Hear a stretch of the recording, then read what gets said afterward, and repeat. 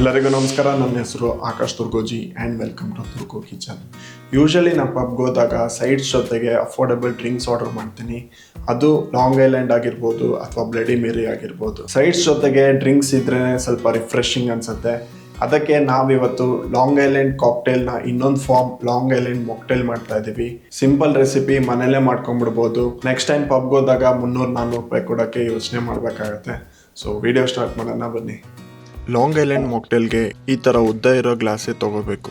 ಆಮೇಲೆ ಇದರಲ್ಲಿ 3/4 ಗ್ಲಾಸ್ ಅಷ್ಟು ಐಸ್ ಕ್ಯೂಬ್ಸ್ ಹಾಕಿ ತುಂಬಿಸ್ತಾ ಇದ್ದೀನಿ. ನೆಕ್ಸ್ಟ್ ಇದಕ್ಕೆ 1 ಟೇಬಲ್ ಸ್ಪೂನ್ ಹನಿ, 1 ಟೀ ಸ್ಪೂನ್ ಆರೆಂಜ್ ಜ್ಯೂಸ್, ಅರ್ಧ ದೊಡ್ಡ ನಿಂಬೆಹಣ್ಣು ಸ್ಕ್ವೀಸ್ ಮಾಡಿ ಹಾಕಬೇಕು. ಮತ್ತೆ ಇದಕ್ಕೆ ಫುಲ್ ಗ್ಲಾಸ್ ಅಥವಾ ಮುಕ್ಕಾಲು ಗ್ಲಾಸ್ ಅಷ್ಟು ಕೋಕ್ ತುಂಬಿಸಿ 1/4 ಭಾಗದಷ್ಟು ಸೋಡಾ ಆ್ಯಡ್ ಮಾಡ್ಬೋದು.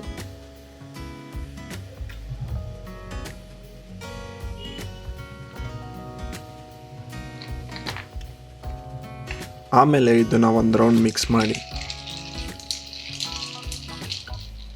ನೆಕ್ಸ್ಟ್ ಇದರೊಳಗೆ 1 ಸ್ಲೈಸ್ ಲೆಮನ್ ಮತ್ತು 2 ಪುದೀನ ಎಲೆ ಗಾರ್ನಿಷ್ ಮಾಡಿ ಚಿಲ್ಲಾಗಿ ಸರ್ವ್ ಮಾಡಿ.